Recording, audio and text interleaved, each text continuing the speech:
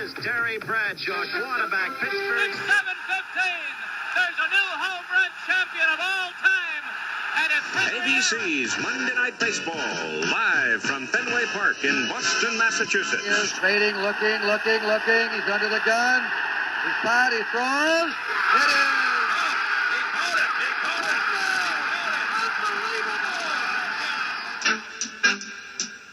This is baseball, Major League Baseball.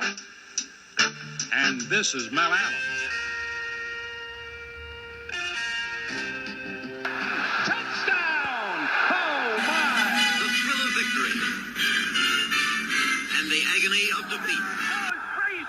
Down goes Frazier! We're past our prime. Yes, who are we? Well, I'm Scott Johnston, the host of the show, and I'm joined as always by my other two hosts, Mark Hoffman and Bill Mahoney. Yeah, you got it right. Contrary to popular belief, they are not brothers. In fact, they don't even like each other, from what I'm told, right? Hate each other's guts. Which is sad because you guys are kind of like the Simon and Garfunkel, you know? Yes. You used to be so tight, you know? Now hatred. Now just, you know... It's so just, who's Simon and who's Garfunkel? I would go Bill's the Simon. Yeah, I can see it. Yeah, I'm going to give you a bridge over troubled water in a second. That's right. But the weird part is that you guys used to like each other, and now you don't. But, well, I had trouble with beet salads, and a lot of hell going on there. But I never liked either of them. I know you. You know, so there's no break with us. You know, the two of you though. Well, that's why this works, because we could channel our energy of anger into each other. Right. We're kind of like the Eagles, right? We are. We just got to put it all aside for 40 minutes. Mark, don't hit him right now. Just, come on. I'll sucker punch him later, man. Stop hurting me. That's why if you don't hear one of us talking, it's because the other one is just, hit him in the backside of the head. That's why we don't record. Which we don't condone. That's why we don't do video. Yes. Because this would be, the bruises. Yes, anyway. evidence. That's right. Oh, kidding aside, this is the Past Our Prime podcast. Today, we are looking back 50 years to the April 8th, 1974 issue with Pete Rose on the cover. He was the 1973 National League MVP. This is before we ever heard a thing about betting and Pete Rose, which now is basically synonymous. I mean, someone said the other day about him, the all-time hit king, and I was like, oh, that's right. That's the thing, is our era knew Pete Rose. The way he slid, the way he played. The kids of this era know him as a gambler. Yep. Right. And it's funny because I always think of Pete Rose as Cincinnati Red. I totally don't even think of him as a Philly, which he was for a while, And didn't he play with the Expos for a short time? Yes. Yeah, I think he did, yeah. So I'm saying you can't picture because... at the end, he kind of bounced around a little bit. That's right. And then, of course, he ends up back in Cincinnati. Yep. Right. Where he... And then managing, But, I used to collect baseball cards, and our big card that me and my partner, Buddy, got was 2 Pete Rose rookie cards. And at the time, that was like the card to get because he was a surefire Hall of Famer. Yeah. And, I think we probably got these in like 85, 86. So it was looking like he was going to become the all-time hit leader. And the card just was going up and up and up. And where are the cards now? We still have them. Well, I think there's some value to it considering, what happened. Yeah, no, there is, but it's not what it was. I got to meet Pete when I was in Vegas. He was at an autograph show, and I had a 1985 or 870-something Player of the Year. He was actually very nice. When a lot of times when you do autographs, they just go, yeah, thank you. Pete Rose was, what do you do?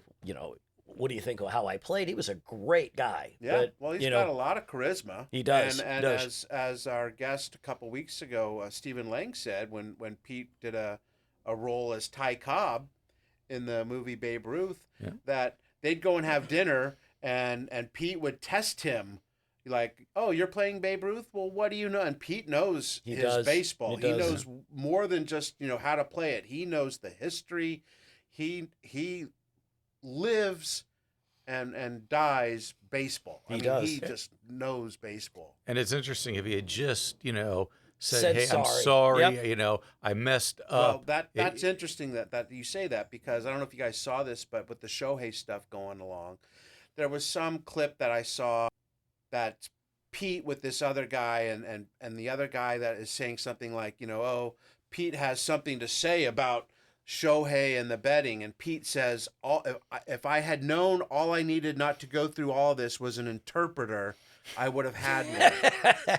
But it is funny, but it's also Pete's way of once again not taking responsibility for having any part in this. And you're right. I think had he come at some point and just come 100% clean and said, mea culpa. Yeah, you just throw yourself on the mercy of the people and just put it out. He's never done that. He has the backing of the popular. He does. Right. The people want him in the Hall. And I say this all the time. If you've been to the Hall of Fame, Pete Rose is all over the Hall of Fame. He does. Yeah, just doesn't have a plaque. Hey, before we get into this, there is an ad I want to get to before you get into the scorecard. Go ahead. And it's on page 6, and it's the Sears Kenmore compactor ad, which is like great. It's like one of the first compactors. Look, you can take all your garbage and you can throw it in this little device, and it'll squeeze it into this little bag. But it looks so 1974 because you look at this, even the color of the compactor is like this yellow, mustard yellow that's dried and rotten away. But do you know how many people?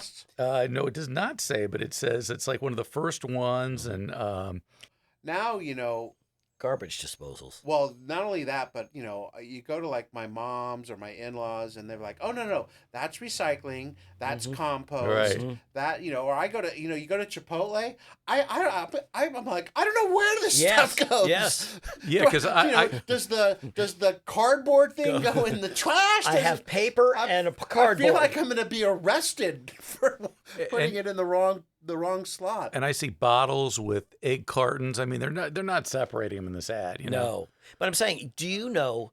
We don't know, but I'm saying at that time, how many people wanted that? Yeah, how many people? Right?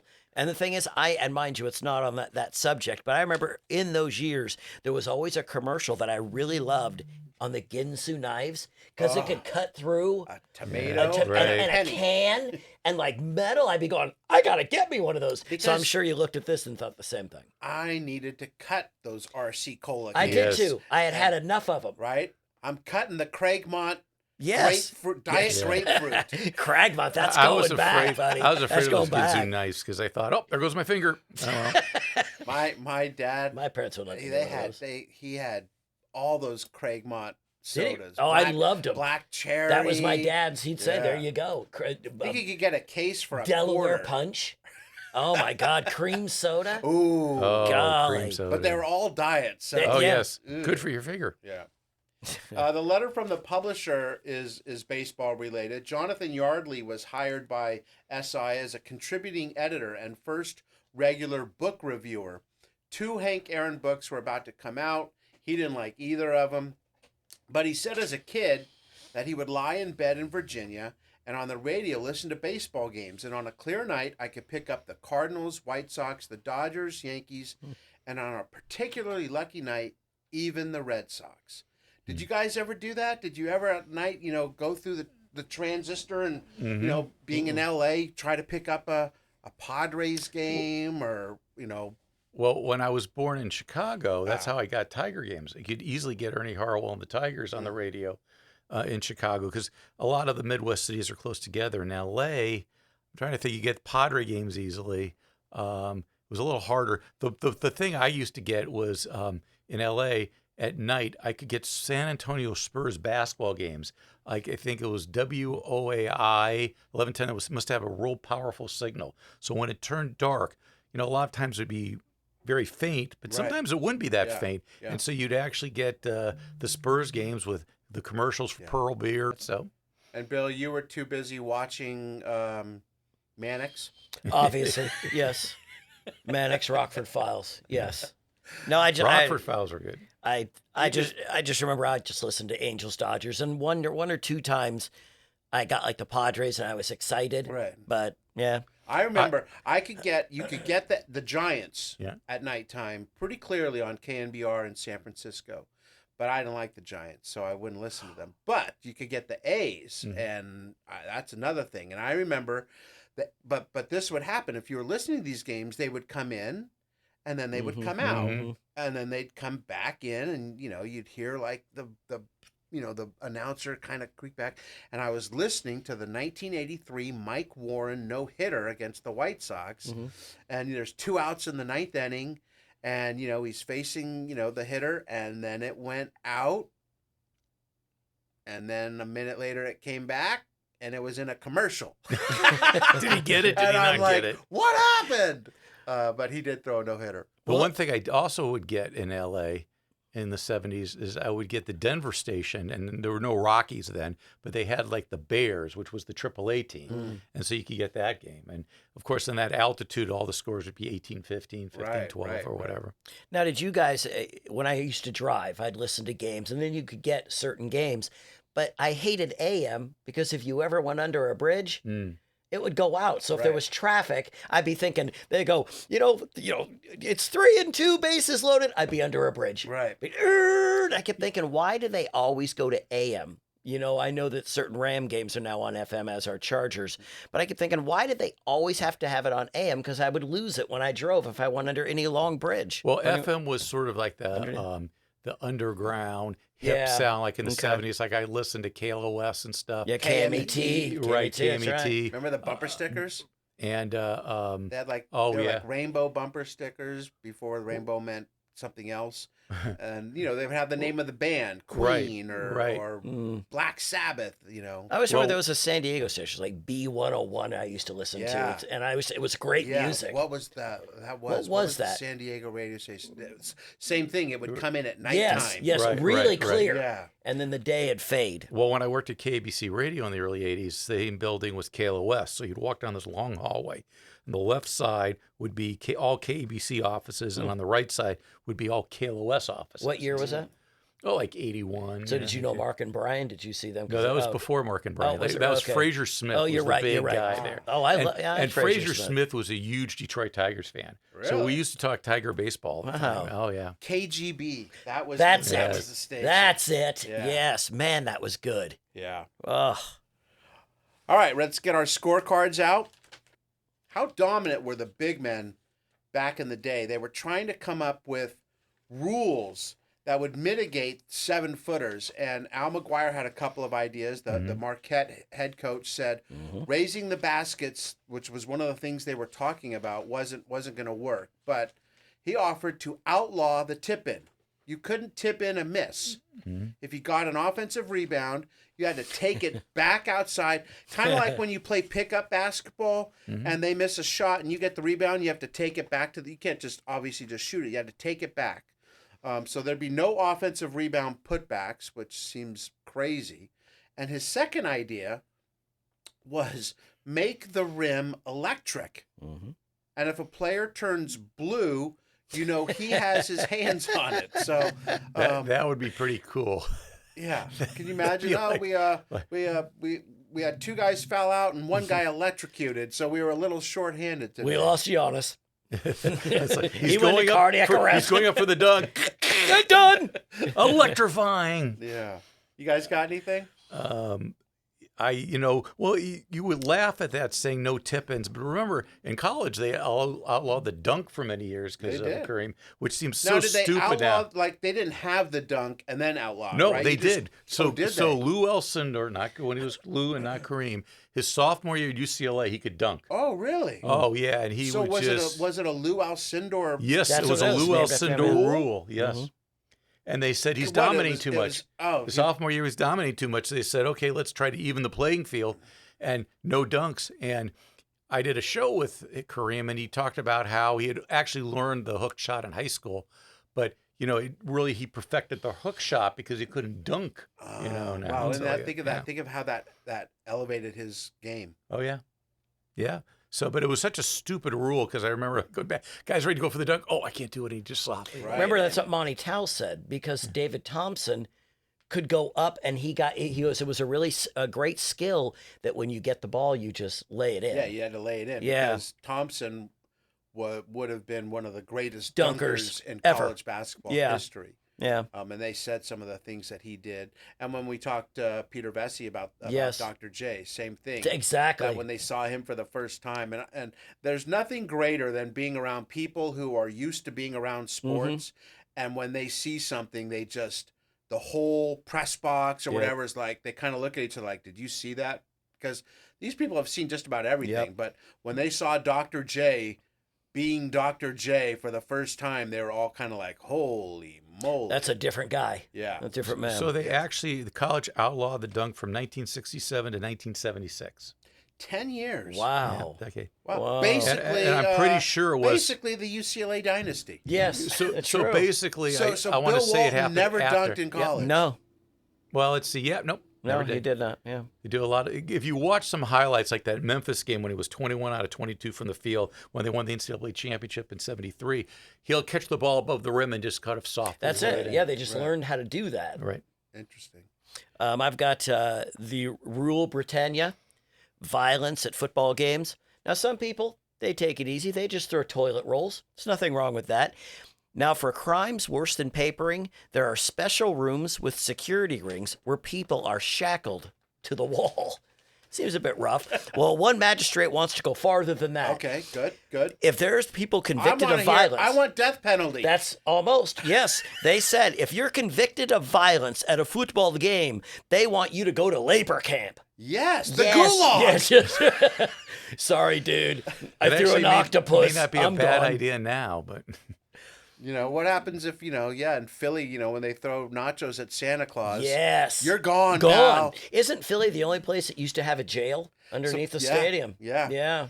can So you imagine? they were one step away from these camps or Yes. labor camps. Could you imagine you're in prison and they go, what are you in for? Armed robbery. What are you in for? Assault. What are you in for? Well, I ran on the field at the soccer game. Right. Gone. Yeah. Yeah. You're out. Soccer game, life. I liked on They Said It, Yeah. Tom Burleson. Uh-huh. So we had Monty Tao on the show, and Tom was a 7'4" center, and he talked about, I can't miss a class because the professor doesn't have to call roll call to know I'm not there. Yeah, right. Either way, right? Yeah, you can't get away with much, It's like, can you imagine as a kid, he's trying to hide from his parents or something?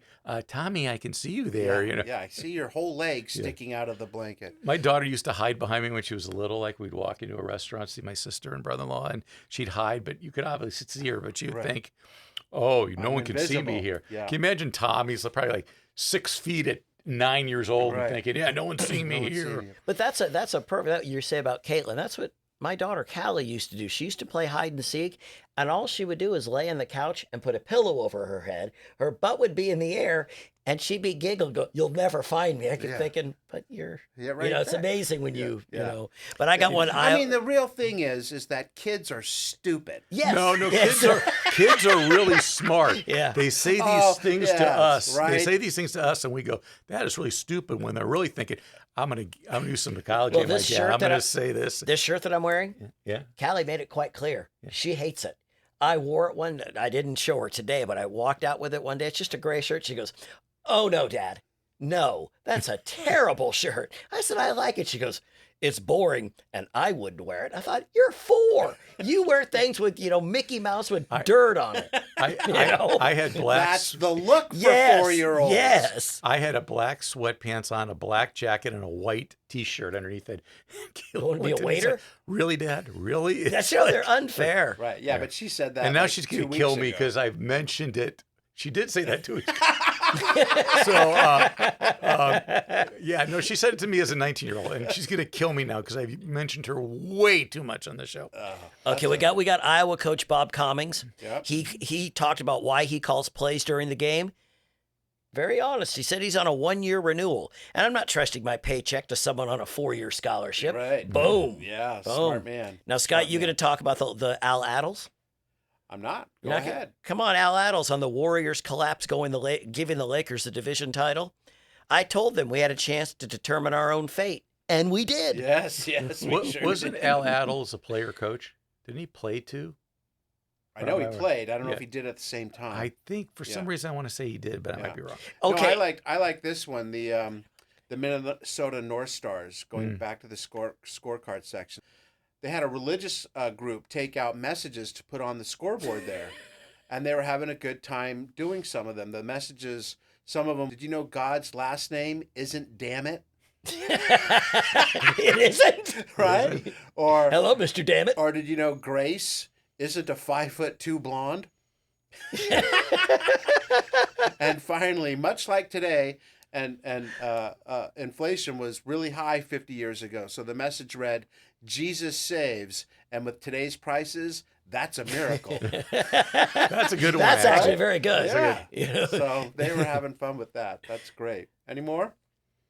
No, I was just thinking about the Al Adels thing. I don't know if he was a player coach. I know. Who remember? For who some remembers reason, I remember because I remember the Warrior. Obviously, I'm old enough. I remember those Warriors teams. You know what? But this reminds me of like this question, or back in my day, it was like songs and stuff. Kids have no idea how easy they have it now with Google. Yes. Because if you asked, was Al Adels a player coach, and this was 1974, you had to either. More than likely had to go, I really don't care enough to go and look. Yeah. But you'd have to go to the library and do the microfiche. Right? All that stuff. Now, encyclopedia maybe. Do any of you guys, I was just thinking that, what's the last player coach that you remember? Me is Don Kessinger. I think it was with the Cubs back in the 70s. Don. I know it's random. Yeah. I was just thinking that. What's the last one that you remember? I want to say, was George Karl or Larry Brown a player coach? I have to look that up. Don't know. I know it's useless. Take that out. I'm taking it out. It's damn right. All right? I'm taking everything you say out. And at the beginning, you'll go, Bill was unable to make the podcast today. He was wearing an ugly shirt. And eating a beet salad. Okay, so here it goes. He became head coach. Al Adels became head coach of the Warriors in, I think, 1970. And he was a player on the Warriors through 71. So that first year, he was a player coach. Wow, so that's two. Because I could go to my phone. So like I said, you could either look at microfiche and encyclopedia, or you could ask Mark. I went to my phone. I know, but you thought he was. Here's the other thing about Al Adels. 87 years old, and we share a birthday together. Is that right? We were both born November 7th. The same exact birthday? Probably. Exactly. Feels like that sometimes. Huh? 1937? Yes, it's me. We're Harvard. All right, we talked about this next story a little bit a couple weeks ago when it was about to take place, the Foreman and Norton fight in Caracas, Venezuela. Kenny Norton was spending his pre-fight time thinking of how to beat the champion Foreman, working on this fight, considering, what will I do if I get hit? How will I react? So that it would be instinctive, so that when he got hit by this unbelievably hard puncher, he would be able to talk his way through, oh, that didn't hurt. His subconscious would just get him through it. But as Foreman responded, when in the ring, he ain't going to have time to think. He don't know what I'm going to do. He can pretty well guess wherever he goes, there's going to be George Foreman right in his face. Somebody got to pay for all the weight I've lost. I like to eat. I'm prettier slim, but I'm happier fat. If I can ever afford it, I'm going to eat all I want, and I'm going to be very fat. He's going to have to pay for making me stay slim. So it didn't work out too well for Ken Norton. Well, it's interesting because he was trying to, in a sense, do the rope-a-dope in a way. Right. And I wonder if Ali watched that and said, okay, he's got a good idea here, but I need to tweak it a bit. Maybe if Ali had fought Foreman first and Norton was watching, maybe it flips. I mean, the key in the rope-a-dope is you can't get hit. Yeah. That's the whole key, is just cover up. Yeah. And, right. But Norton said, I tried to draw him in and counterpunch. It didn't work. I don't know why I did it. Because Foreman back then, his punching power was just legendary. But I mean, Ali was a commentator on the fight, so you really don't know what he took from that fight with him. So right. And it's what is it? Foreman won and KO in about 5 minutes. Just think 5 minutes. And if you looked at Kenny Norton, right, he looked like a man An Adonis. You would take much more to bring him down. Yeah. Sorry, Mark. All sorts of controversy around this fight because of it taking place in Venezuela. First, they started gouging people $50 more per hotel room that were long ago booked. And, you know, we kind of go, you know, $50. But $50, of course, 50 years ago, that would be like the equivalent of you showing up to a fight now that you went in Vegas and they were like, oh, sorry, I wanted to tell you that it was an extra $500, you know. So that went over well. And then there was an argument over who would officiate the fight. You see this? And Foreman feigned an injury and was threatening to pull out of the fight. And the funny part was, first he faked a knee injury, the left knee, then the right knee. Then it was a pinched nerve, then a strained muscle. The Venezuelans finally caved. Foreman's doctor said they gave George a cortisone shot and some Novocaine, but Foreman said, I didn't get no shot. I hate needles. So they couldn't get their story straight, but basically the Venezuelans wanted their officials, boxing wanted their officials. They couldn't agree. Finally, Venezuela people caved and gave Foreman what he wanted. Yeah, Foreman had said they wanted to appoint the judges and the referee, Venezuela did. Foreman said he didn't care if 3 little old ladies judged the fight because I think he was so confident going in. But man, Venezuela had some trying to even get out of the country after the fight was just as bad. Right. End of the first round, and Foreman connects with a jab. He heard Norton grunt and said he knew he had him. I would imagine once you get hit really hard and you go, oh, crap, this is not going to go well for me. Right. What's that famous Tyson quote that's like, everyone got a game plan until I hit him. Right. Yep. You know. But you even look and you talk, I know this goes a little bit out of what I'm saying here. When Foreman, his power never left him. When he ended up fighting Michael Moore, he did the same thing. And I had talked to Michael Moore a few weeks before that fight, and Michael Moore's a huge man.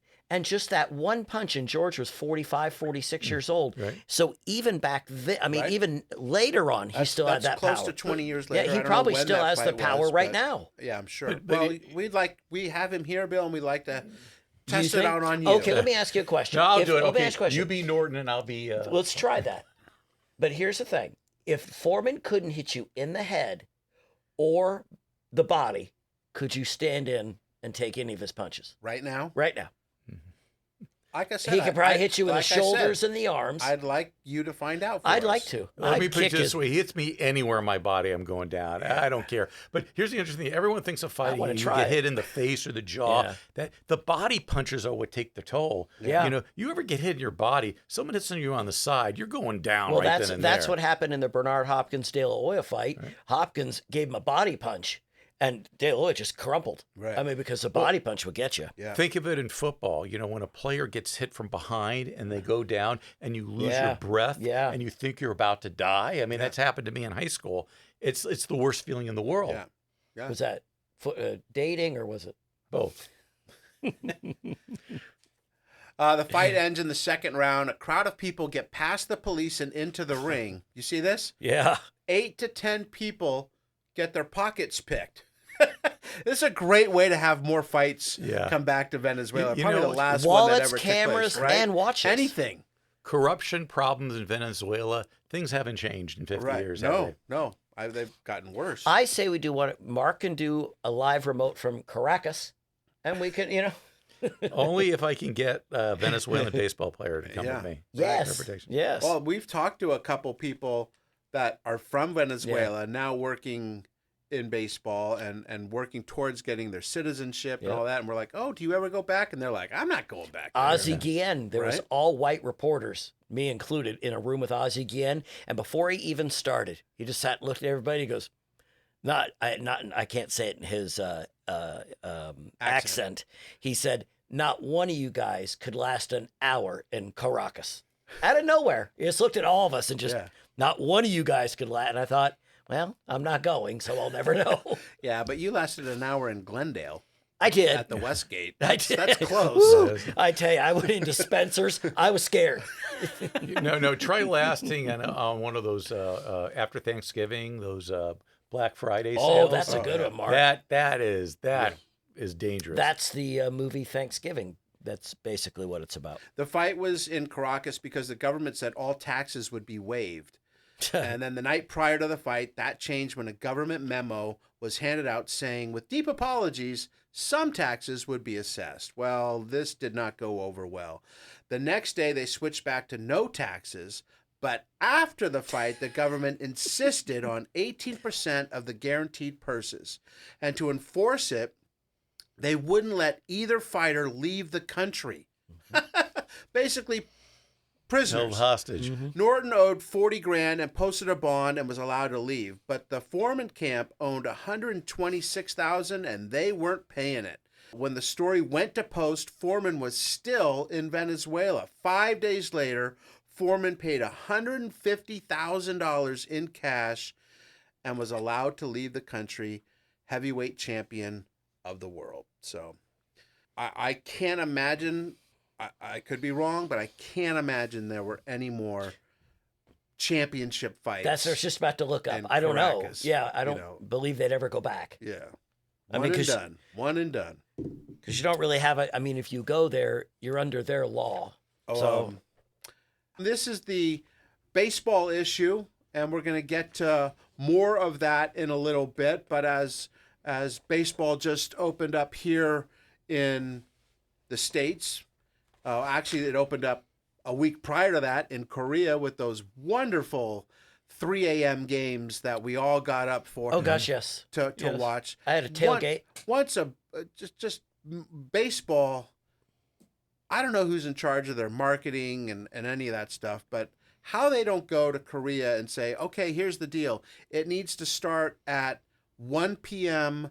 local time so that it starts at, I think it would then be starting at 7 o'clock Pacific time. I could be off, but it's the Padres and Dodgers. You can't have them starting at 3 a.m. Pacific time. It's so stupid. Those Not games with are going to the- sell out. Come on, it's But 6 not a.m. not in New with York. not right? with Shohei Ohtani, Yeah. the number one player in the world, being on the Dodgers. It's his debut. Yes, and there is- Nobody yeah. but Joe Fowler Yep. watched those games. Yep. It's mind-boggling. The NFL plays games every year in foreign countries.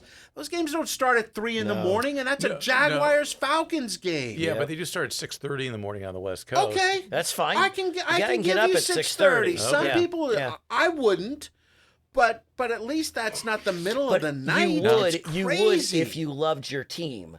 If it was a was a big game, Raiders game, yeah. and they're 6-0, 30 Okay. years you ago, get up there. yes. So Not here's what now. you do: you tape the game, don't listen to any radio, and then you get up in the morning at 7 and you watch it like it's live.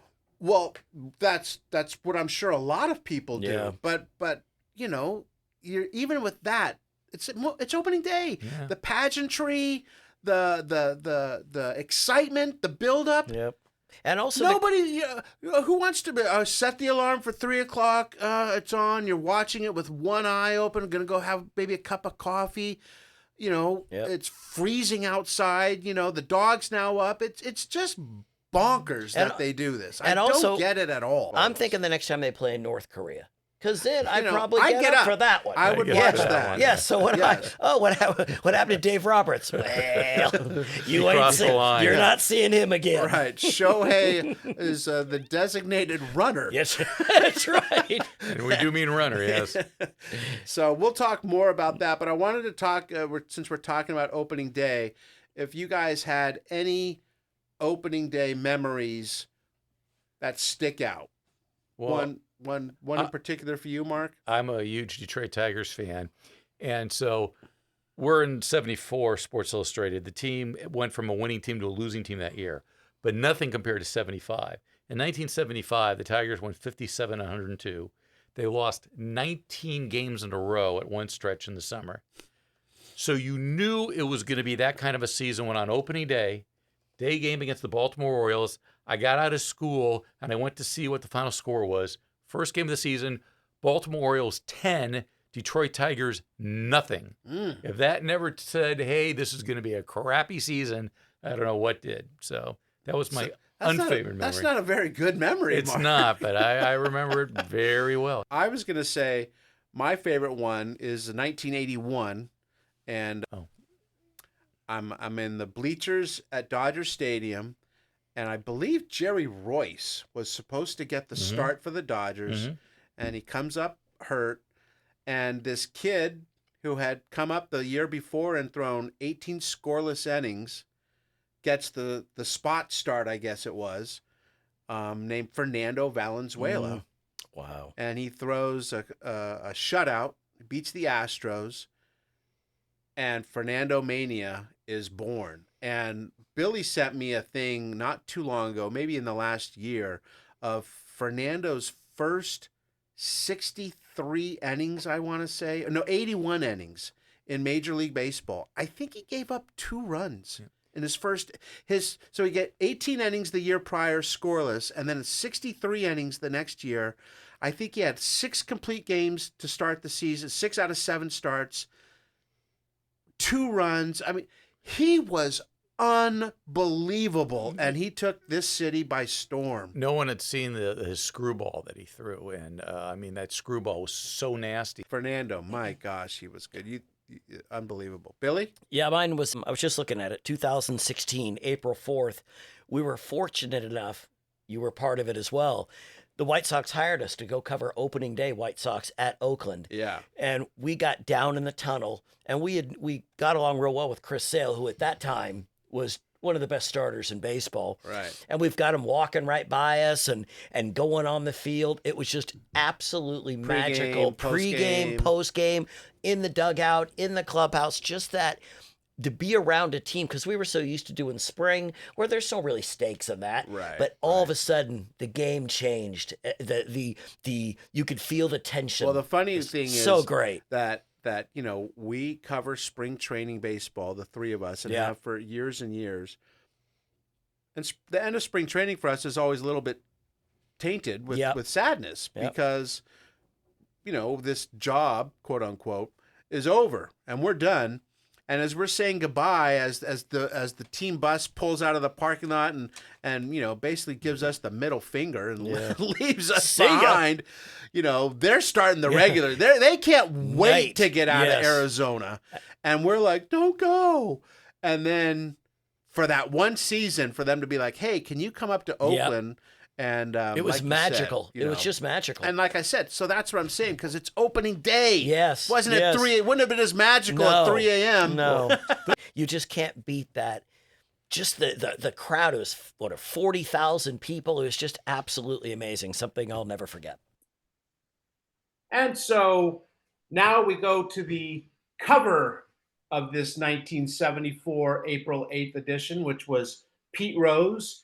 And with reason, Pete was the 1973 most valuable player of the National League. And here to discuss the issue and to preview the 1974 season is a good friend of ours by the name of Gary Miereanu. Hello, Gary. Good to see you. Hello, boys. Hello, Gary. Hello, listeners. So Gary has a long, I'll briefly tell you what he's been doing for the last 30 or 40 years.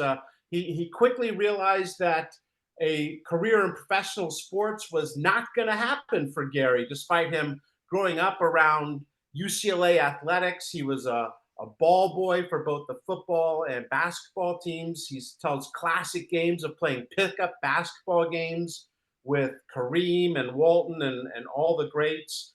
But he realized that his 5'9" leaping ability was not going to get him very far. So he pivoted to the world of sports writing, found a happy career for the next couple of decades. He wrote for all sorts of publications and newspapers, the LA Daily News, the Burbank Daily Review, the Star News here in Pasadena, LA Sports Weekly, of course, Larry Flint's Men's Look, why that doesn't surprise anybody. Then he went into public relations for Prime Sports, Prime Ticket. My gosh, basically what this tells me, Gary, is you can't keep a job. That pretty well sums it up. Working for one person for too long gets boring. Yes. Then he was vice president of communications for the Dodgers, I believe. Was that McCourt's first season, Gary? That was, I was on the transition team as McCourt. Well, I literally was brought in before McCourt had the team. The weekend, that's a whole podcast on itself. But Yeah, I helped escort them in and hand them off to Derek Hall until he said I can't handle it anymore, and smartly. And they brought me in, and I stuck around for a year. So and then I got a 19-month paid vacation Very good.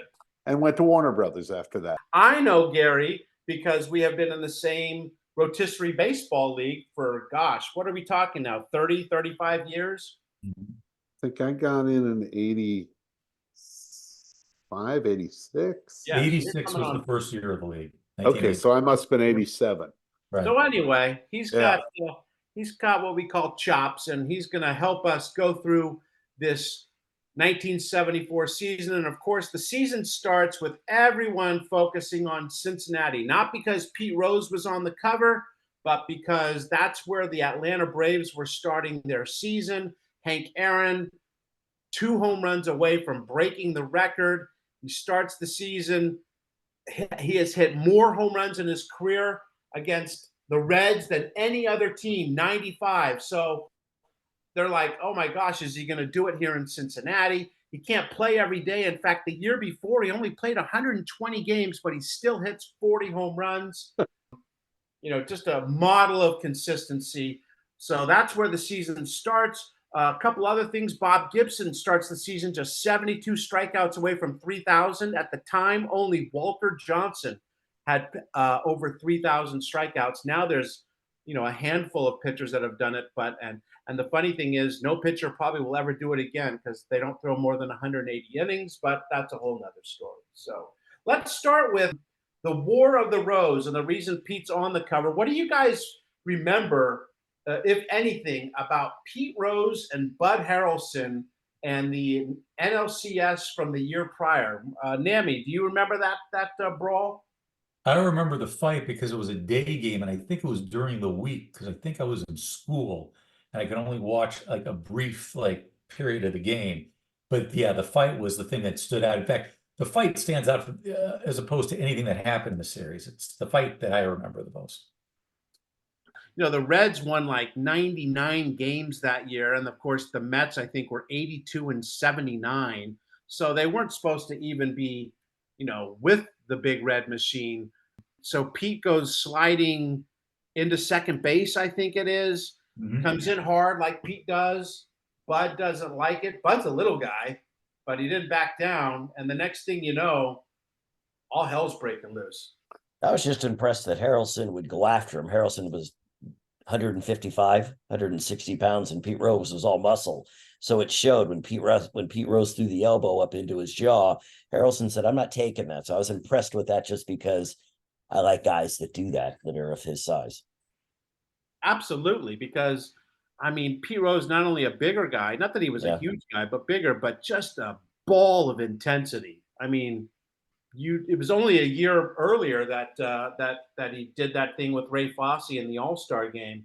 So you knew that, if you throw anything at Pete, he's coming back at you. So the A's are, of course, 2-time defending champions. They rehire Alvin Dark to be their manager. They're loaded, so if they win, it's because they're talented. If they lose, it's because the manager sucks. That's a nice position to be in if you're working for Charlie Finley. And as I think we mentioned in an earlier podcast, Dark did come in. They go on to win this year. They win the division again the following year, and then he gets fired.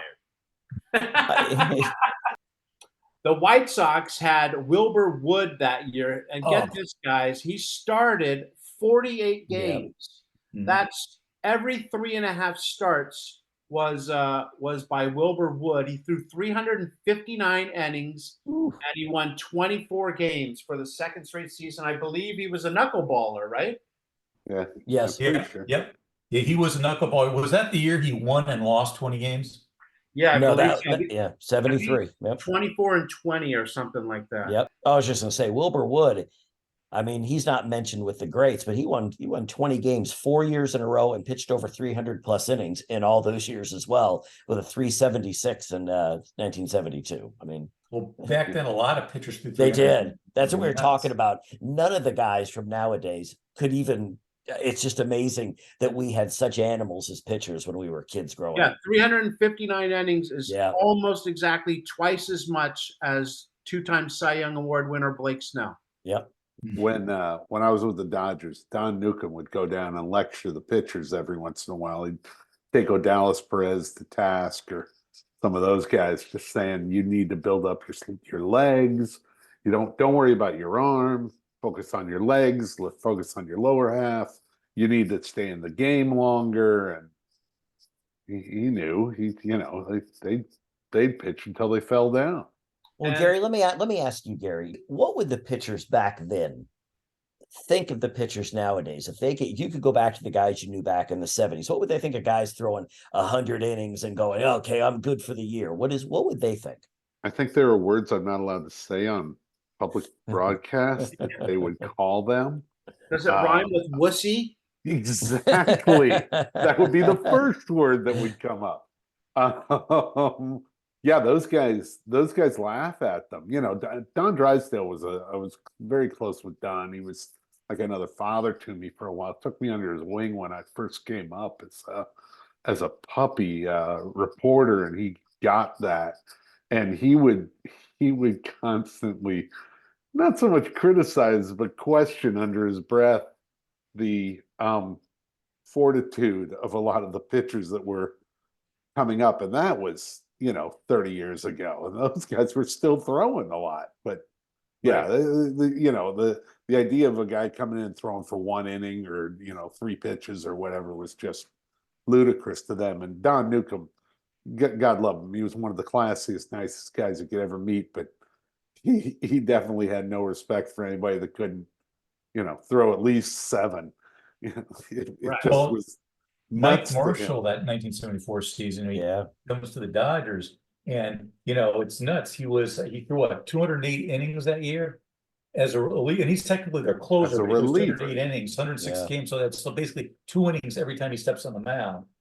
And I guess back then, the closer wasn't like piling up all the saves necessarily. I think he had 15 wins and 21 saves because they used him for multi-innings. It wasn't a specialist. Right. But Scott, isn't that what Raleigh Fingers used to do? Didn't he go 3 innings and stuff like that? I mean, the save was not, to think that Josh Hader now says, I will only pitch the 9th inning. Right. Yeah. Which, back then, Raleigh Fingers would come in, get the last out at the 7th, and then he'd pitch the 8th and the 9th. And like Game 7 of the World Series, he would do that, So, different game, obviously. It's changed, but I just don't know if you can make the argument that it's changed for the better, but that's for another day. Let's talk about another pitcher that was putting up some just crazy numbers, and that is Nolan Ryan of the Angels. He strikes out a major league record 383 hitters the year prior, winning 21 games. And then another future Angel, Rod Carew, he wins the second of 3 straight batting titles while playing in Minnesota. Well, my memory of Nolan Ryan is that I went to so we had a friend of the family who was the PR guy for the Angels. So we got tickets every year, and I might have mentioned the story before. And it was in the 70s. I don't know if it was 74, 75, somewhere in the 70s. So my dad takes me and a friend to an Angels White Sox game. It's Nolan Ryan against Ken Brett. We get there half an hour late, okay? We were in our seats for 1 hour, game over. 3-0 Angels. Imagine an hour and a half. A Nolan Ryan game was poetry. It was. So much. It was. To get tickets behind the plate and be able to experience that, just the magnificence of that pitching from that perspective was wonderful. The year before, when he threw his second no-hitter against the Tigers, the story was Norm Cash came to the plate on the 9th inning with a piano leg. Because he said, I haven't as much chance hitting him with a piano leg as I do with a regular bat. Yeah, Nolan Ryan was one of those guys, being an Angels fan. Whenever he pitched and it was on TV, you never missed it. And on radio, I listened to it. You just never, because every time he pitched, you knew something special could happen. He may walk 10 guys, but he may strike out 17. So in that 74 season, he threw his 3rd no-hitter. Yeah. And in that game you were talking about the walks, I guess it was the Twins. He had 8 walks and 15 strikeouts. Yeah. You know, I was listening, and mind you, it's a different era, like Scott said, but there was a Nolan Ryan, I think one of his last years with the Angels. They wanted him to get his 383rd strikeout. So he pitched on, I think it was a Thursday, and then they promoed Nolan Ryan will be pitching on Sunday. So Nolan Ryan, even though he said it on the Thursday, was going to pitch on the Sunday if he didn't get it 3 days later after throwing the zillion pitches that he did. AL West, Oakland is the clear favorite, and we'll be talking about them more as the year goes on. That leads us to the AL East, and that's the Orioles, and they're all about two things: Earl Weaver and that pitching staff, man. My gosh. Jim Palmer, I mean, he was another guy that just threw 300 innings. You didn't have the same stuff that maybe Nolan Ryan did in terms of exciting stuff, but you win 83 games from 70 to 73, you're pretty dang good. Yeah. Yeah, I think he won the Cy Young the year prior. Yeah, I think so too. And then he did underwear commercials, so it was great. Right? You know, I believe I remember that. Yeah, Gary, I remember that. That's right. He did do that. Yeah. The Red Sox bring in a number of offseason guys. Juan Marichal, once again, we talked about this another time. Juan Marichal as a Red Sox. Gary, you remember that? A lot about Juan Marichal.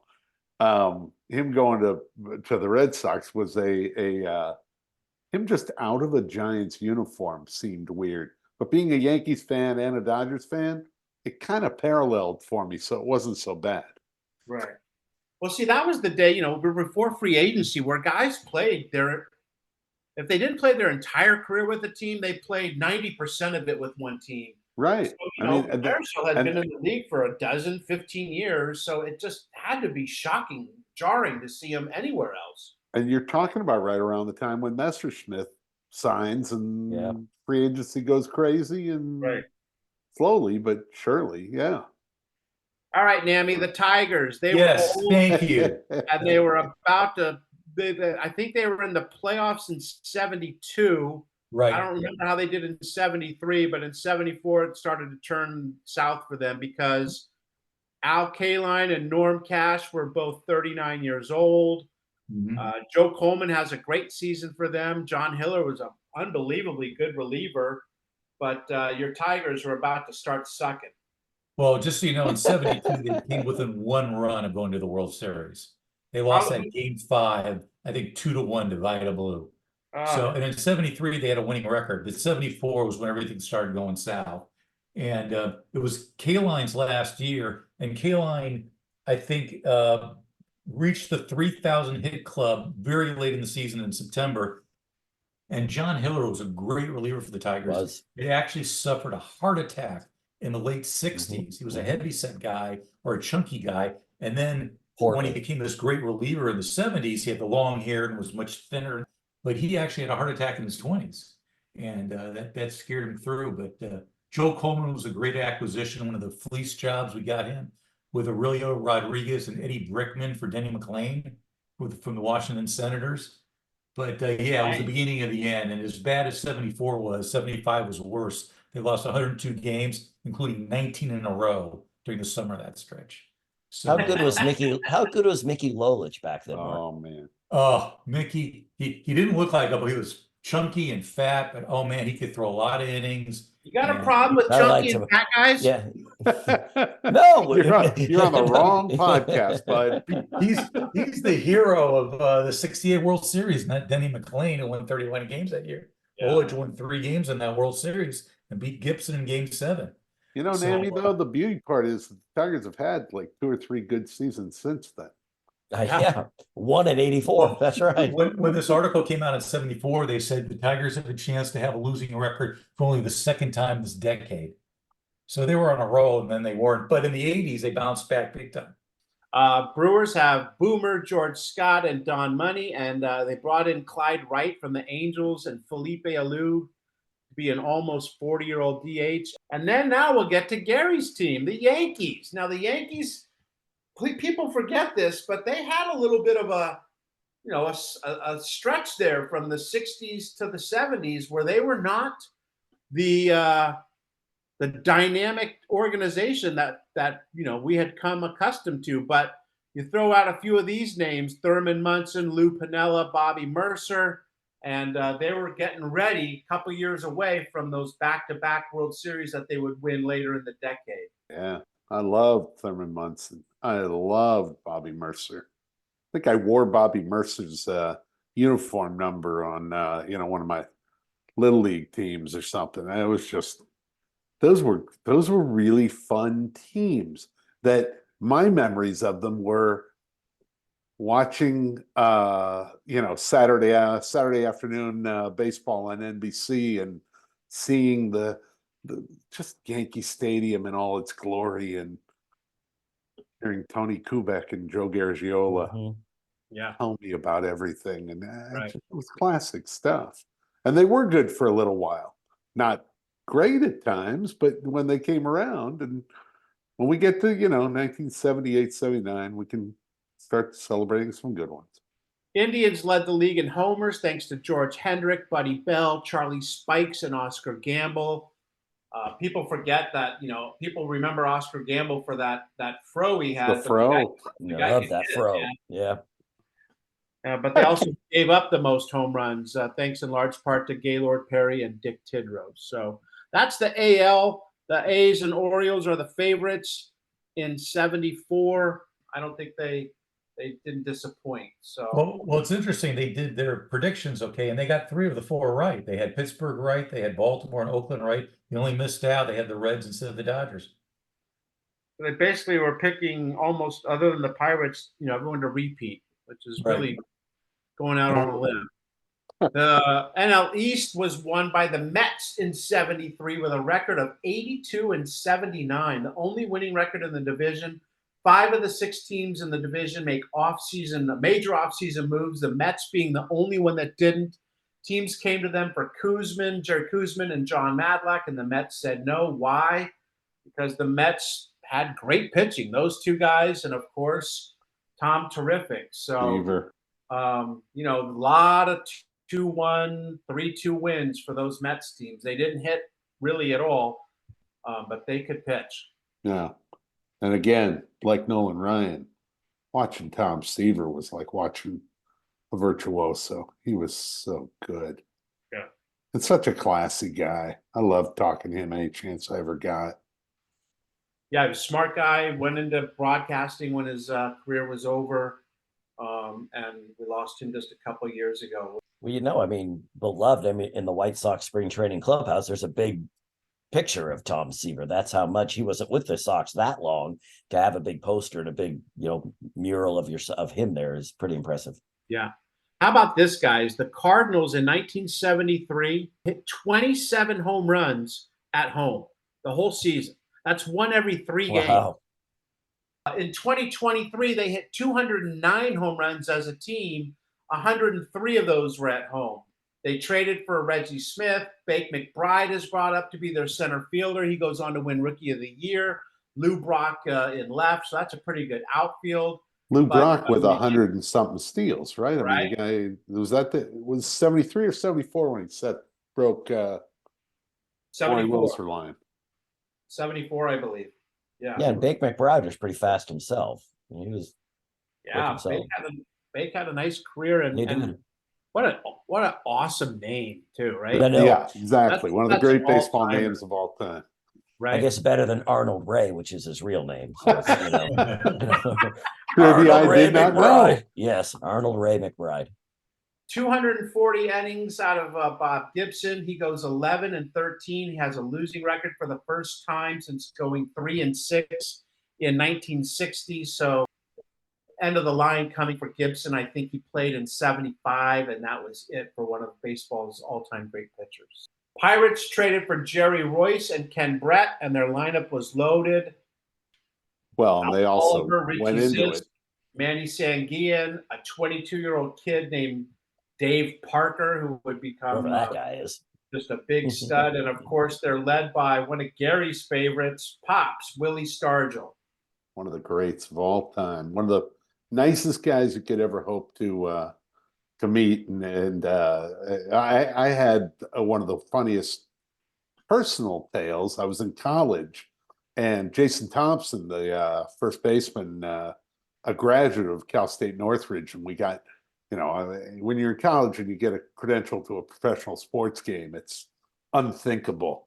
And but Jason Thompson and the Pirates were coming to town, and I got 2 credentials, a reporter and a photographer credential, and we went out to interview Jason Thompson, and I did the interview, and then I had my camera, my old Mamiya Seikor with my Vivitar lenses, and I went to start taking pictures, and my camera jammed, and I was panicked, and the other guy didn't have a camera, and I was like, I need pictures, this is horrible. And over my shoulder I hear, "You having a problem?" And I said, yes. And I turned around, it was Willie Stargell, and he was a camera aficionado. And he said, "What's going on?" I said, the film, it's jammed." He said, "Come with me." Back then there used to be a little bathroom right off the walk from the dugout to the clubhouse. And he said, "Come on in." And we both went inside, and we closed the door, and he threw a towel down to block the light from under the door. And he opened my camera, futzed around with it, pulled out the film, put it back in, re-spooled it, closed it up, did a couple of and handed it back to me and said, "You're good as new." And I went out and I was, half of me wanted to have him sign my camera, and the other half knew I had to go shoot pictures of Jason. And it was that's gotta be one of those moments where you're trying to act like this is all normal and nothing big here, but inside you're going, Willie Stargell is fixing my camera. Did you ever think of taking your first picture of him when you were there? I was so discombobulated by the whole thing happening in a matter of moments that I was like, all I had to do was just listen to him. "Come on with me." I was like, "Yes, sir, wherever you say, sir." And just go with him, do it, come back out, shoot my pictures, and say thank you. That Pittsburgh team, when I was a kid, we would go to the ball games early to watch Pittsburgh take batting practice. And Stargell was the first person to hit 2 balls, well, 1 ball out of Dodger Stadium, let alone hitting the second one. Right. And but batting practice, these guys, Stargell, Clemente, these guys were whacking the ball out of the park during batting practice. It was stunning. And when I was with the Dodgers and the Pirates came to town, I was talking to their PR guy, and I related just what I said to you guys. So we'd go for batting practice to get there that early and just watch the balls fly. And he said, "Yeah, I'm gonna let you in on a little secret. The Pirates would come to town, any town they went to, with their own barrel of batting practice balls, and all of them had a Super Ball at their core."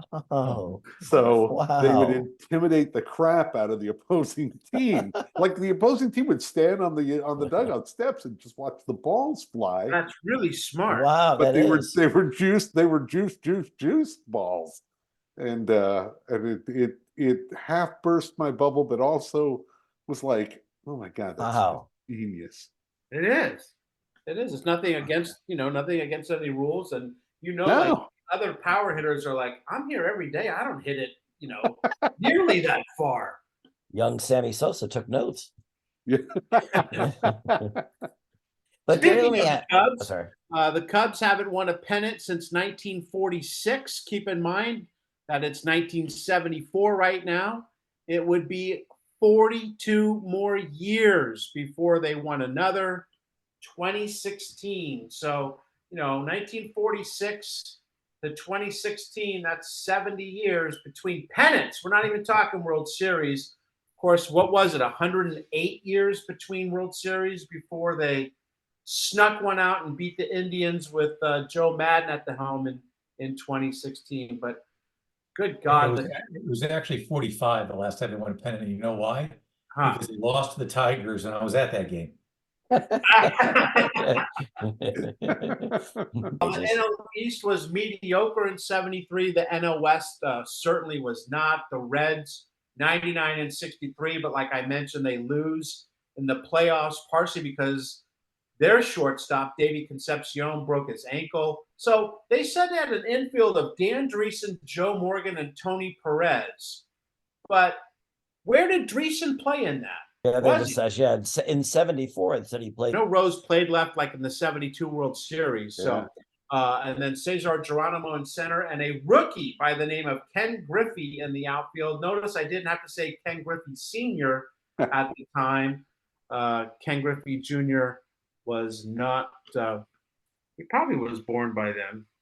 Yeah, had to have been. Ken Griffey Sr. was a great player, you know. Oh, very good. Yeah.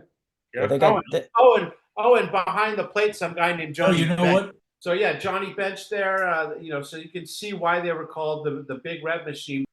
And then on to the Dodgers, and that's a hell of a team too, led by first baseman, and he would be the MVP of the upcoming 1974 season, Steve Garvey. If you think back on that season, I mean, the guy got into, he wasn't even on the All-Star ballot. And he got in on a write-in. That's unfathomable today. Yeah. And, the write-in ballot for that, I was a fan right off the bat. Pardon the pun there. I mean, he became a regular I loved Wes Parker, but Garvey stepping in to play first, and what was that, June of 73, and they start that infield. But my own personal fun story was I lived out in Canoga Park, California at the time, and me and a buddy of mine were riding our bikes over. Remember the movie The Sting, Redford and Newman, and that movie came out on Christmas Day 73, and about a week or two later, a buddy of mine and I were riding our bikes over to buy tickets for the theater that night to see the movie. And as we were riding up in the middle of the afternoon, we saw Steve Garvey walking out of the movie theater. He too was buying tickets for that night.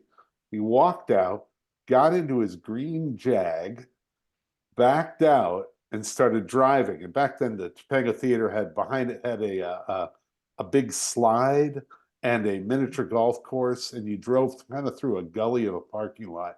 And we took off on our Schwinn's, riding behind him, waving our arms, trying to get him to stop.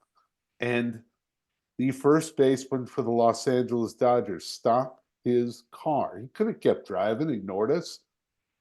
He stopped his car and got out, said, "Good evening, gentlemen, how are you?" Or "Good afternoon, gentlemen, how are you?" And signed autographs for us and chatted with us for a couple minutes and then drove off. And, I've never seen the guy turn down an autograph. He's always been personal with the fans, but that moment made me a fan for life. Elsewhere, the Dodgers, they had that infield that you mentioned, Gary. Garvey at first, Lopes at second, Russell at short, Say at third. They set a record playing for the same infield for however many years. They have Billy Buckner in left field. People always remember Bill Buckner for the 1986 World Series, but if you know baseball, you know that he was a really, really, really good hitter and played for many years. And they had two big trades in the offseason. They traded Willie Davis for Mike Marshall. Back-to-back days. Yeah, that's right. That's winter right. Meetings. Back when the winter meetings really meant something, Yeah. Now we have guys who don't sign until spring training's almost over. But back then, December, man, was just awesome. I loved it as a kid. You just wait by the radio to, there'd be rumors. Oh, the Dodgers are rumored to be doing this, and it was so exciting. But yeah, they trade Willie Davis for Mike Marshall. He does okay as he wins the Cy Young Award that year. And they trade longtime Dodger Claude Osteen to Houston for the toy cannon Jimmy Wynn, who also had a good season for the Dodgers that year.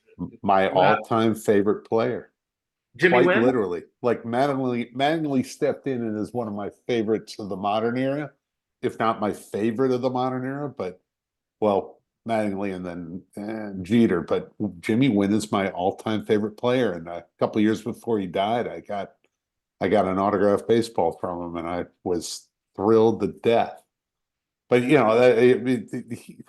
that guy, I want to say, why was he a favorite player? Because he's playing in Houston, so they're not on TV a lot. How did you get to become a fan of his. It felt like every time he came to Dodger Stadium, he hit a homer. And they weren't like lucky pops. The guy was like 5'9", maybe, and it was all muscle. And he just cranked through a ball, and it was so much fun to watch. And that nickname, the Toy Cannon, and he was just so much fun to watch. You know, dating back to anytime I could get the chance to watch him, I would. And I loved him. And then he got traded here, and I was thrilled. You know, I loved Willie Davis. And when they traded him, I was really disappointed. The next day, they got my favorite player, and we're going to the ball games now. The Giants, meanwhile, trade away Marichal, as we mentioned, and Willie McCovey. Imagine that. Wow, that must have been a crazy offseason. But a young outfield of Bobby Bonds, Gary Maddox, and Sarge, Gary Matthews. That's about as good an outfield as you could get back in 74. How about this? They had a guy by the name of Ron Bryant. Why are you laughing? Because you and I both said, who was he? I know Mark knows him, probably saw 4 of his starts, but, you know, I know anything about this guy. I've never heard of him. I never heard of him either, which is scary. I know. Wow. No, if you didn't know. I've never heard him say that. Never. Neither have I. Ron Bryant, man. The guy won 24 games in 1973. And, you know, they're building their staff around him, which turned out to be a mistake. But, yeah, you know, I think in his career he was like 57 and 56, but he won 24 of those in 1973. Can I do my quick trivia question for Gary before we go? Oh, let's do it. Yeah. Okay. So Gary, here it is. You're 50-50. It's called 50-50. You get a 50% chance of getting this trivia question from 50 years ago correct. And we asked this question to Stephen Lang on our earlier podcast. And there was a 1974 CBS TV movie called It's Good to Be Alive. It was about Roy Campanella. Roy Campanella. Right. I had asked Stephen that did True or False did Lou Gossett Jr. play Roy Campanella in the movie? No. That's not your trivia question, but if you want to guess, you can. It was Paul Winfield. You're so good. Call, buddy. Academy Award nominee Paul Winfield, but Lou Gossett Jr., Academy Award winner, was in the movie, and Academy Award nominee Ruby Dee was in the movie. And you're going to ask me, I can't wait for this. Okay. Well, do you have a guess on what my trivia question is going to be? Are you going to ask me who the director was? Oh, damn you. Was the director Little Joe, Adam Hoss, or Big Ben Cartwright from Bonanza? You know, I never watched Bonanza, but I did watch Little House on the... I'm lying. I didn't watch that much Little House on the Prairie, but I did have to work with him. Little Joe, it sounds like to me. Yeah, so what's the name of the actor? It was Michael Landon. Michael Horowitz, but go ahead. Michael Horowitz. That's his real name. Is that right? I did not know that. I I spent some time with him in his latter days. I was very, by that point, I was starting to work in healthcare and hospitals and had a lot to do with cancer programs. So Michael Landon was on his dying days and wanted to make sure people knew to take care of themselves. But he was a good guy. Yeah. But honestly, I knew that 30 years ago, but it did surprise me because it was a primarily African-American cast about a African-American hero, and they got the whitest guy possible to direct it. But yeah, there you go. We have the 1974 baseball season star, and we end it with Michael Horowitz. So perfect for Gary Miereanu. Hey, Gary, really appreciate you joining us tonight and looking back at 1974 and telling us all about your time with Pops and Steve Garvey and all those great things that probably, I assume, helped lead you to a career in sports and PR. So thank you very much, my friend. My pleasure, gentlemen. Thank Always, you, Gary. anytime you need me, I'm in the bullpen. Thank you. Yes, we'll have you up. Although, from what I have been told, it's going to take a long time for you to get warm. I'm not going to speak for the two of you in this regard, but if forced to pick, I've always been a baseball guy. Baseball has always been top for me. I can talk baseball all day long, and so therefore, that was a lot of fun. I just love to talk baseball. It was the first sport that I ever fell in love with, and so it always have a special part of my heart because that's where I gravitated into sports through baseball. Yeah, same with me. That's all I did is read box scores. Yeah. And I get them. I'd read them 2 or 3 times over. Hockey's a very close second, but yeah, I can remember as a kid just getting the LA Times in the morning and just every box score, and then putting them down, going to school, coming back, and reading them again. All right, the people section. You guys ever heard? And I know the answer to this. I hadn't heard of them. Bill, maybe you had. Mark, for sure, he'll tell us everything we need to know about Ralph Drollinger. That's amazing. That's an amazing story. Right? Yeah. Yeah. The big man that was going to replace Bill Walton at UCLA, but he was a climber, a mountain climber. So that was kind of the first we saw of him in this issue before he, kind of took over for the big redhead. He climbed Mount Whitney, and his goal was to climb all the major mountain ranges in the world. I'm not sure if that ended up happening. But I can add on that. Yeah. Drollinger, I read this. This is Drollinger is a world-class mountaineer and is the first person to have climbed every peak on the main ridge of the Sierra Nevada between Olancha and Sonora Pass, California. Well, it's a little unfair. He was 7'1". All you had to do was get on his tiptoes, and he was at the top of the mountain. Right, that's true. A couple steps, it's and like you're there. He's there. No, but that's pretty amazing. And I remember him as a player, big guy. I thought it was fascinating. He was a little stiff. I mean, when you follow like Bill Walton, you're obviously never going to be in his class. And, Right. But he played hard. But I thought it was interesting that he said he never knew Wooden had a fear of heights or whatever. And I mean, I do. I mean, you want to put me on the ledge of somewhere, What were you talking about, the documentary Free Solo? About the guy climbing? Getting nervous. Just that thought. So I can't see Drollinger doing that. He'd be too tall, hanging with just his hands. But, that's I've climbed Mount Whitney. So my senior year in football, it was a tradition at the high school I went to that we would climb Mount Whitney before we started 2 days. And in fact, the year I did it was the last year they did it. Wow. And so you park the bus and then you do about a 2-hour hike to the portal and then you camp there. And I didn't work my shoes in, so I ripped the back of my skin doing it. But then you climb and they're like these 99 switchbacks, and then you get to the top, and I have pictures, and it's fascinating. And I get to the top of the mountain, and I throw up, and one of the coaches takes a picture of me in living color, throwing up at the top of the mountain. Puking, why can I picture that? Your feet are all... Why do I picture that with Mark? But that is so I want to great. say something. That is so great. I felt so much better when that was done, and I could do the rest of the climb going down. That's great, and I had a spring in my great. step, and but the one thing I I regret... told you, man, it's those beet salads. Exactly. Those Chinese avocado at salads. the top of Mount Whitney is a cabin, and you go in there and you sign your name that you made it to the top. And I didn't do it. I got to the top, and I didn't do it. Were you puking? Well, I was puking. Not in the cabin. But no, not in the cabin. But, Mark's here. He's the first player to ever play in 4 Final Fours. Yeah. Which is, wow. once again, Didn't know that. UCLA owned the record book back then. What do you say? Well, yeah, I was going to say, even when they failed to make it to the championship, they played in the Final Four the year after Wynn left. Right. They made it to the Final Four and lost to Indiana, the eventual champion, in the semifinal. Yeah, he won 2 national championships as a Bruin. He was drafted in the NBA. First ever player for the Dallas Mavericks. Oh, wow. Yeah. Wow. Had an injury-plagued career, retired to become a minister. He was on the court here in Pasadena when Pistol Pete Maravich died in the middle of a pickup game. He and Dr. James Dobson both administered CPR to Maravich to no avail.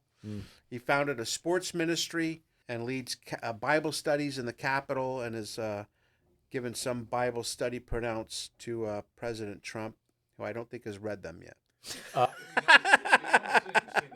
You guys got anything else from the people section? I got the George Allen Oh, yeah, I love this. His dogs were terrorizing the complex he rents. 5 neighbors that complained, saying the dog tips over trash cans and attacks neighbors and guests. What's the problem? I know.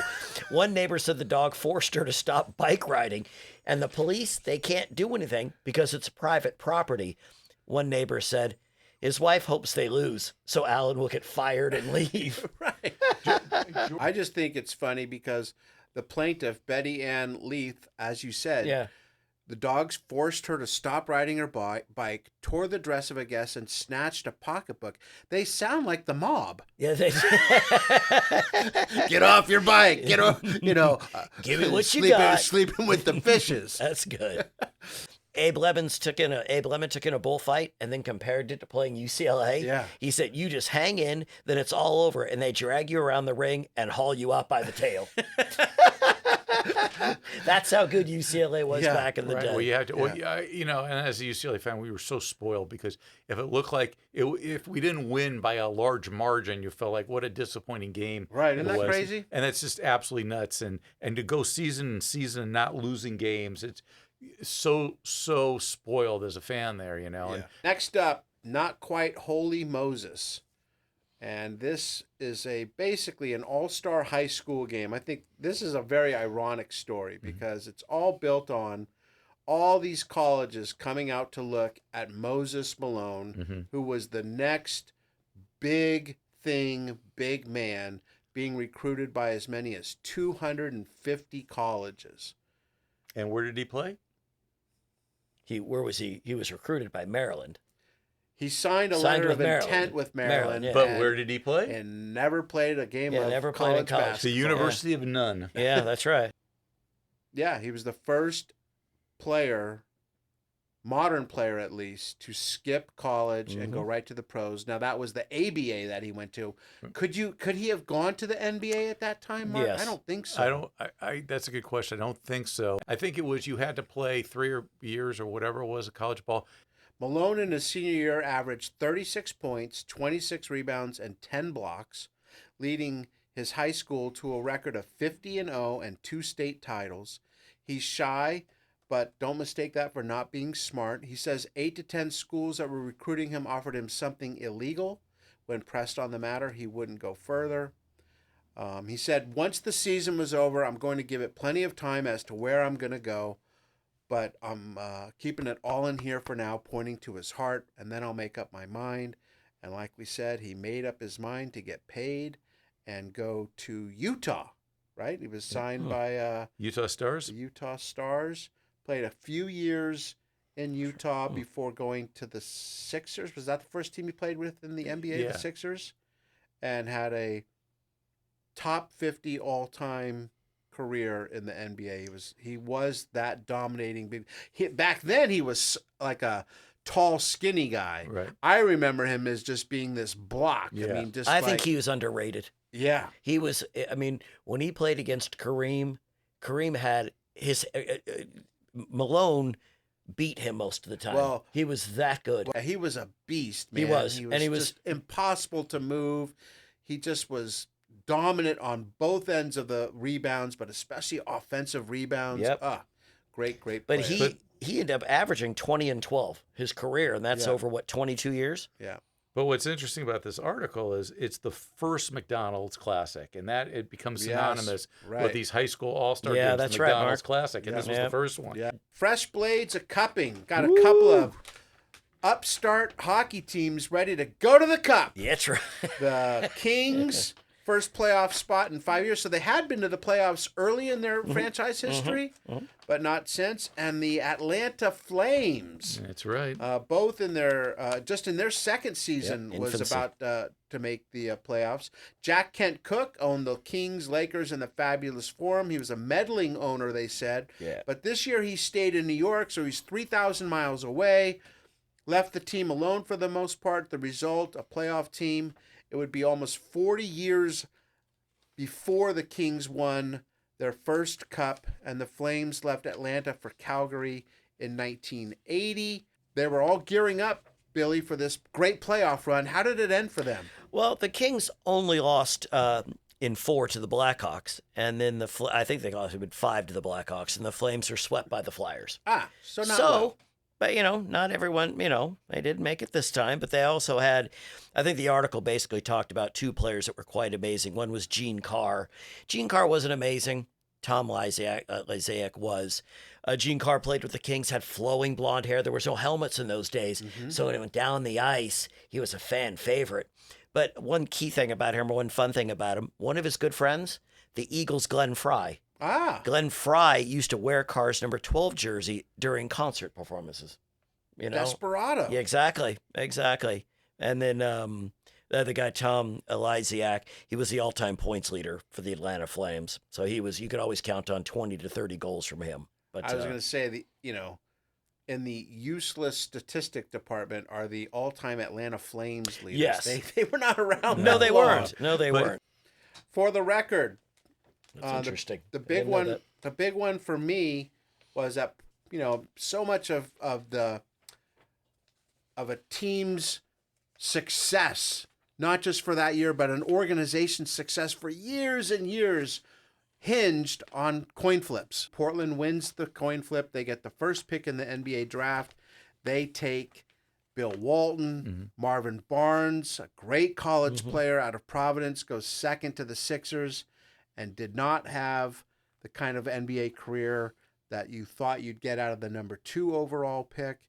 And meanwhile, Portland wins the NBA championship with Walton a couple years later. So all because they called heads correctly or tails. And Walton was another guy that gave Kareem a lot of trouble. He had a lot of trouble against him. Yeah. Anything else as we spin the record? I'll just do the Eddie Sutton. He resigned as Creighton coach to go to Arkansas. And it's not just that. In the 37 years and 5 schools that Sutton coached, he only had 2 losing seasons. One in Kentucky, and his last year was San Francisco. I don't think Eddie Sutton ever won an NCAA title, but just to go 37 years and have 2 losing seasons, and usually he won in the 20s, shows you what an amazing coach he was. The milepost that I like is going back to one of our earlier podcasts with Larry Zonka.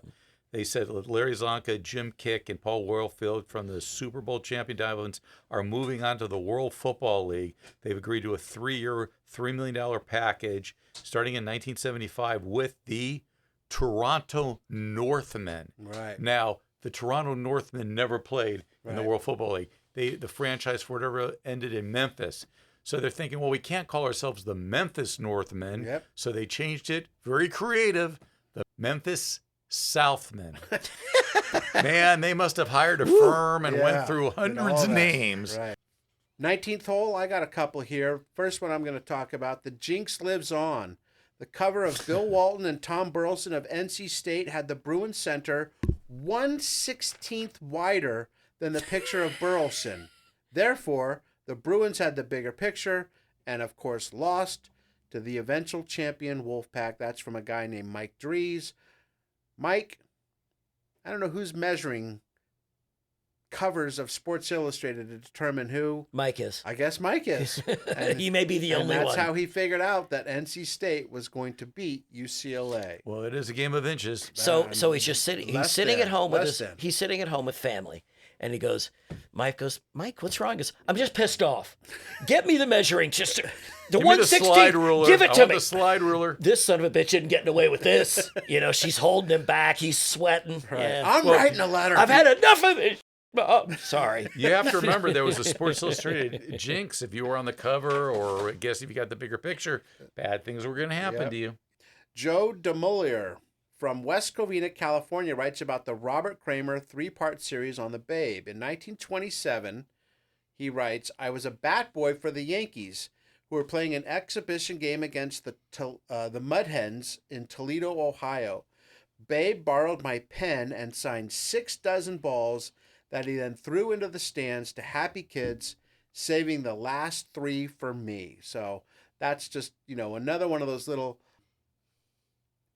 stories about the Babe that we got to know by talking to both his granddaughter, Linda Ruth Tassetti and Stephen Lang, and the day didn't end that day. No. It didn't end for him there, Billy. No, they stopped and he got into a cab with the Babe and Lou Gehrig. Of course. They stopped because that's naturally. Yes. I know many times I leave Angel Stadium, I left with Trout and Shohei. Many times. Right. Let's go get something to eat. Yes, let's do it.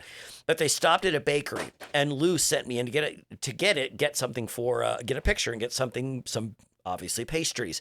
He and Babe ate half of it, or a pie. I'm sorry, I wrote the wrong letter. He and Babe ate half of it, and he gave me the other half. When they arrived at the hotel, the Babe handed me $5. It was a day he'll never forget. Yeah. The $5 are long gone, but I still have my 47-year-old fountain pen, an autographed baseball, and my fond memory of the greatest player of that era.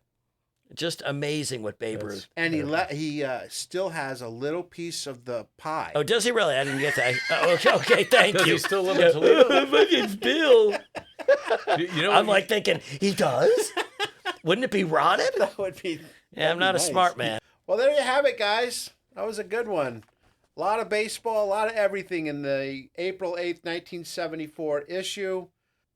And next week, we're going to talk more baseball because Hank Aaron's on the cover, and the day has finally arrived when Hank surpasses the Babe to become the all-time home run king.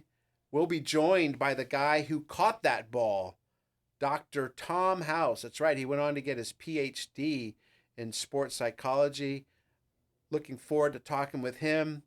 Until then, any parting shots from either of the idiots next to me? Well, should the bigger idiot go first, Bill? I'm fine with that. No, I just, And you're wearing that ugly shirt that Callie Exactly. I can't wait for her to see it. I'll go see it. She'll go, oh, God, Dad, no. Get it off. Yeah. All right, guys. Thank you much. We'll see you guys next week on the Past Our Prime podcast. Until then, be well. See ya. Hey.